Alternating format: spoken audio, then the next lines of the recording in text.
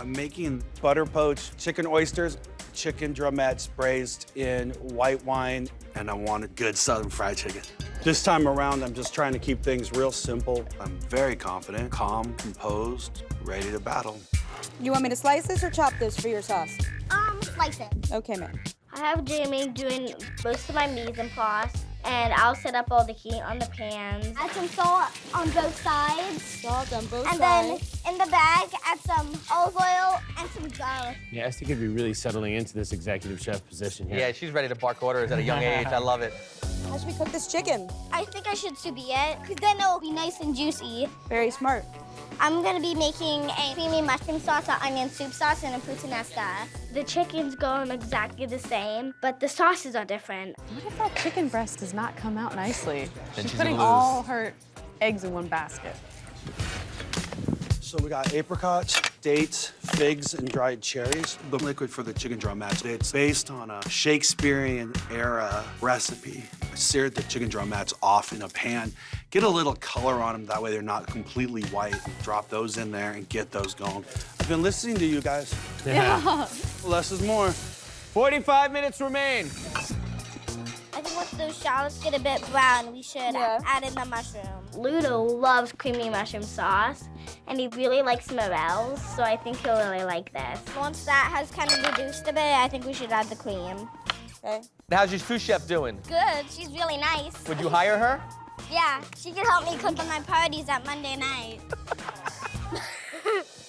To do a really nice Southern fried chicken, have a little bit of buttermilk, soak it for a little while, then toss it back in with some flour, and then back in the buttermilk.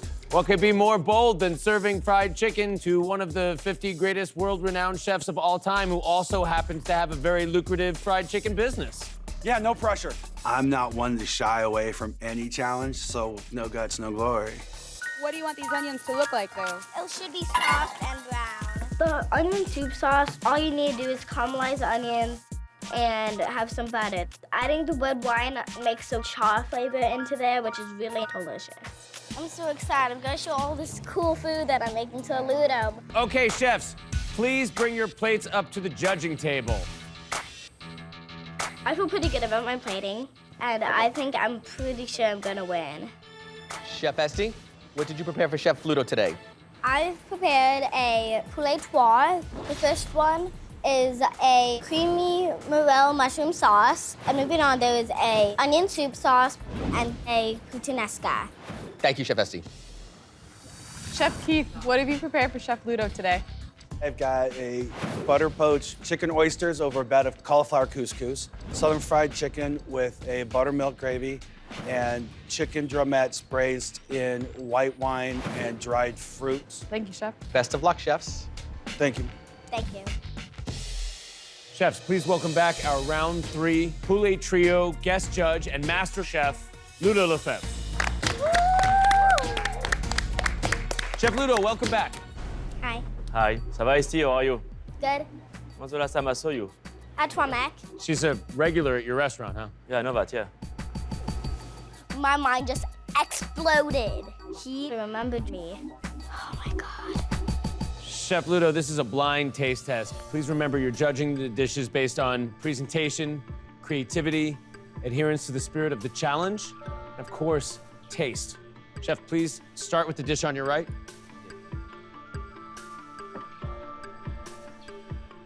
I feel really nervous when Ludo starts to eat my dish. I really just... Chef, what do you think of this dish? I like the presentation, definitely. It's very colorful. It's clean. I like all the different flavor on the trio. The chicken was cooked perfectly. Skin was very crispy. I mean, everything is really well balanced, I would say. I mean, maybe this chicken was not sliced perfectly, or I don't know what's going on with the knife.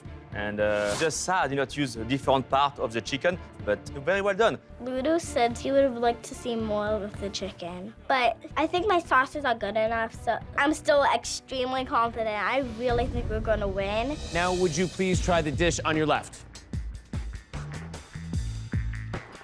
Chef Ludo is a master of fried chicken. I can't read his face at all. There was a moment when Chef gives a quick look to Adam, and I'm like, he's happy, he likes it. Chef Ludo, What do you think about the dish on your left? Definitely a different style, less refined. All the colors are the same. My heart just sank. It was like, oh, because I'm not happy with the color balance, but it's all about the flavor. And I know that I have the flavor. But at the end of the day, it's about the taste. A lot of different technique here. Love the fried chicken. Fried chicken is very difficult to make sure the meat is moist and crispy. This one was poached chicken. It was a little dry, but with the dry fruit, it was pretty interesting, the flavor. Remind me a little bit really where I'm from, Burgundy, and cooking with wine. And you have so many things, part of the chicken you can use. Chicken roaster is the best part of the chicken. Yeah. So it was good too, I mean, definitely. Totally different style. One, I would say, more restaurant style. Maybe this one more home style. Pretty impressed, I mean, wow. Thank you very much, Chef. Now, before we announce the winner of tonight's Man vs. Child Challenge, prodigies, you may enter the kitchen. Dusty's adorable, she's loud, she's precocious, but anybody who underestimates that little demon, that's a mistake. I really want to win because I hope to work for Ludo one day. Will raw talent and imagination defeat years of training and decades of experience? Who displayed the best technical skill, overall presentation, and creativity? Who was truly bold, and who played it safe? Well, Chef, who's the winner of tonight's Man vs. Child? So my favorite dish was really this one. I feel I cooked strong, and I learned a lot from these kids. They're good, they're talented, and they come work on my food truck anytime. Well, I'm gonna make a Niçoise salad, which is very popular in the south of France. For this round, I'm going to make an albacore tuna confit Niçoise salad. The only thing that scares me, she is taking a 45-minute round to make a salad. What I'm doing with the fish is sous videing it, which is going to cook it slowly and evenly. What sous vide does is it makes whatever the meat protein inside, it makes it juicy. But it perfectly cooks it every time, if you do it right. Eggs are very popular in Niçoise salads, so I want to make a soft-boiled egg for this salad because then the judges are going to have that really nice runny yolk that they like. I'm taking inspiration from the painting, from the colors and kind of from the grains that you see within the painting. I want to do a creamy polenta. I have chicken stock and milk going in the pot. Once that comes up to temperature, I then sprinkle in and whisk in polenta, and I'm going to be whisking that every minute or so to make sure that it comes out the right way. I want to make a crispy chicken skin wafer. Most people think the chicken skin is the best part, so why not have that be its own component? I take the chicken skin and lay it on a non-stick pad, put a sheet tray on top, throw it in the oven to 350 degrees. We should have a golden brown, delicious chicken skin wafer. Niçoise salad comes from Niçoise olives, which can be made into a dressing, which can be put into the actual salad itself. So right now, I'm going to work on the vinaigrette. My vinaigrette is going to be the entire flavor for this salad, so it has to be absolutely flawless.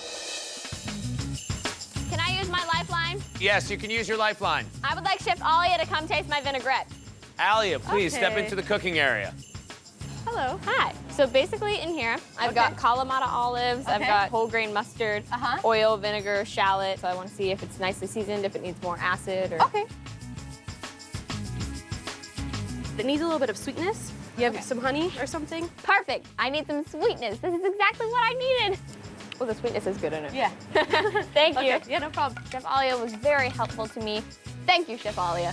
Okay, Chef Rainbow. Hey. This seems like the perfect challenge for you because I know you're an artist. What kind of art do you like to practice? I love splatter painting. Is that just like taking paint and like hurling it on brushes? Yeah. Pollock style? Exactly. He's my favorite artist. Oh, so, really? Yeah. So now how are you using your artistic background to kind of help you interpret this painting?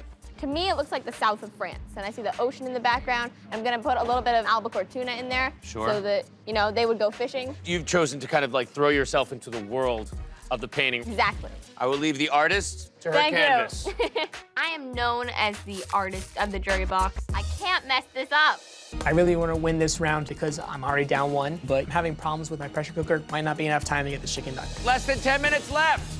Obviously, because of the time crunch, I'm guessing the chicken's done. Take a little bit of a gamble, but hopefully it works out. And it looks cooked. It's pulled away from the bone. It's nice the way I want it to be. It was a small amount of chicken, so that's why it looks like it's cooked. What I want the judges to get out of this dish is if you took a fork or a spoon and like reached in and then ate it, this is what that painting would taste like. Chefs, you have 1 minute. This is the final minute.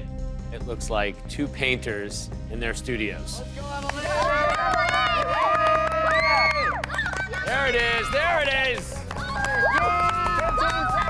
5, 4, 3, 2, 1. Step away from the canvas. My dish is gorgeous. When I look over and see Chef Emily's dish, I notice that it is a salad, and that's a lot of techniques you have to hit to make a salad really good. I think my dish looks a little more refined, so I'm feeling very confident going into judging this round. Chef Emily, please explain your dish. Today I've made albacore tuna confit Niçoise salad. Ask Alia how she likes the vinaigrette.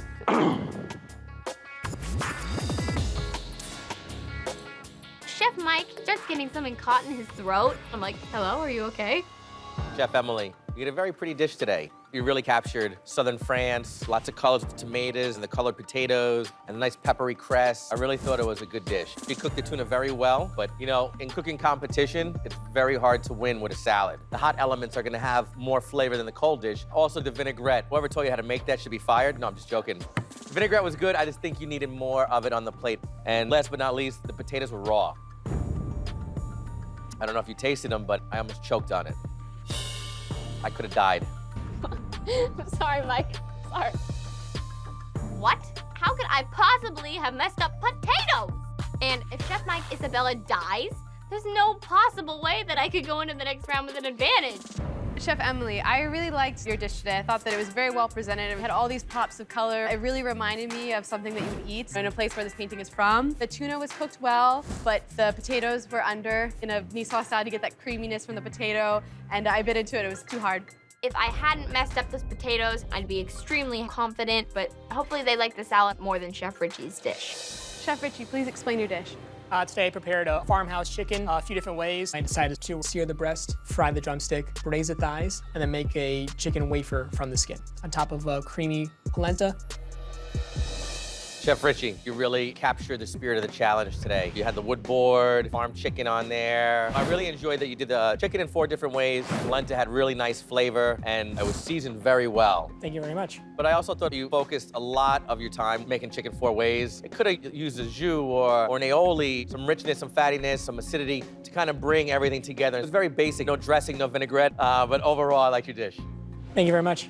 Chef Richie, I have to commend you for taking the chicken and doing 4 ways with it and executing each one very well. The breast was nice and tender and juicy and not dry, and the crispy skin was a nice textural element to the dish. What I liked most about your dish is that it aesthetically resembled the painting as well. The dish as a whole needed a bit more acid. All the proteins were cooked very well, but they all tasted very similar.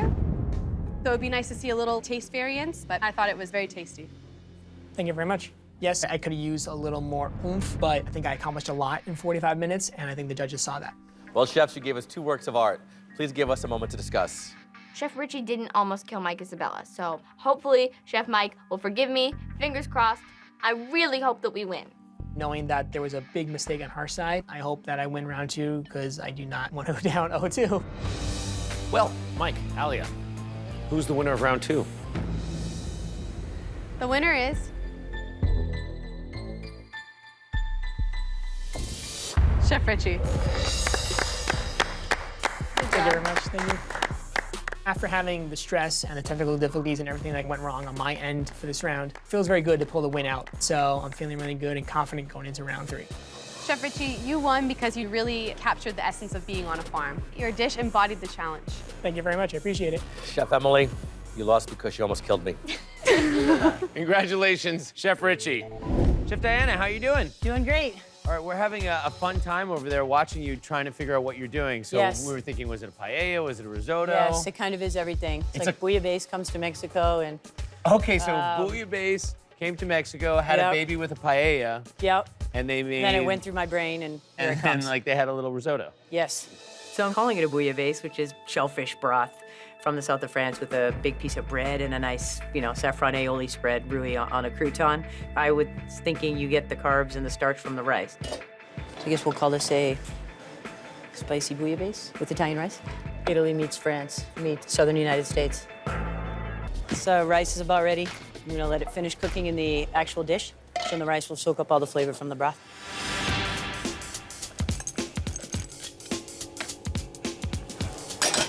I want to make sure I don't cook the rice all the way. I want to let it finish cooking in the broth so it can absorb the flavor. I'm just gonna throw a couple of mussels into the pot, and they open pretty fast, so right when they open, you wanna put them in a separate bowl. Okay, so the mussels started to open up, so she's taking them out immediately because you don't want them to overcook. And then she's going to add the coconut cream into the broth.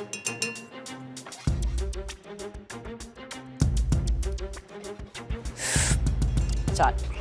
So I'm considering my dish right now as a 6.8 on the spice scale for myself. I'm not really sure what level the judges want, and I'm not sure what they can take.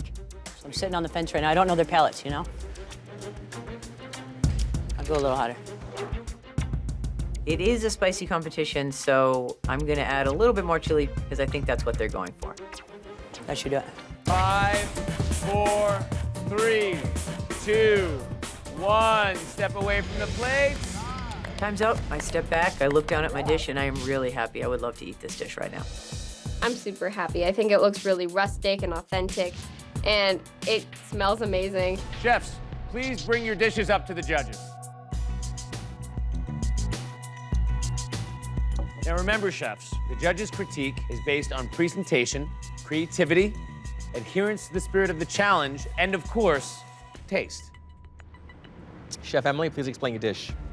Today, I made a spicy mussel laksa with rice noodles. I love the presentation of this dish. There's a lot of fresh elements on it. I appreciate that you left them on top so they don't get muddled by the broth below. Yeah, Emily, I'm excited to taste this nice bowl of noodles. Got the mussels, little lime wedge. I love a lot of acidity. It helps balance the chilies and the heat and the freshness. So it looks very exciting. When the judges take their first bites, I'm really nervous. But then they dig in for more and everything, and I'm actually pretty excited because they seem to like it. Some nice Thai chili in there. Are you feeling the heat? I am. A little bit. Nice. Good job. Chef Emily, this is super, super tasty. Really nice level of heat, and to me, the chilies really shine through. So good job. Chef Emily, I really liked your dish. The broth had great flavor, and the mussels were cooked perfectly. One thing I wasn't crazy about in the dish is presenting a little bit early, and you had the perfect noodle. Once you put the broth in and it sat, now they're a little bit more delicate because they absorbed a little bit too much liquid. They were falling apart a little bit. I wanted perfection when I had that beautiful broth. I should have played it just a little bit later. I definitely think that I still have a chance of winning, but it did hurt. Thank you, Chef. Chef Diana, please explain your dish. Yes, today I prepared a spicy shellfish bouillabaisse. I'm excited to dig into this. I overheard your conversation with Adam. Sound like you went in a lot of different routes. I'm curious to see how it tastes. You guys have similar dishes here. I think with totally different flavors. You have the nice broths, seafood coming out of them, little garnishes on top. I'm really interested to taste it.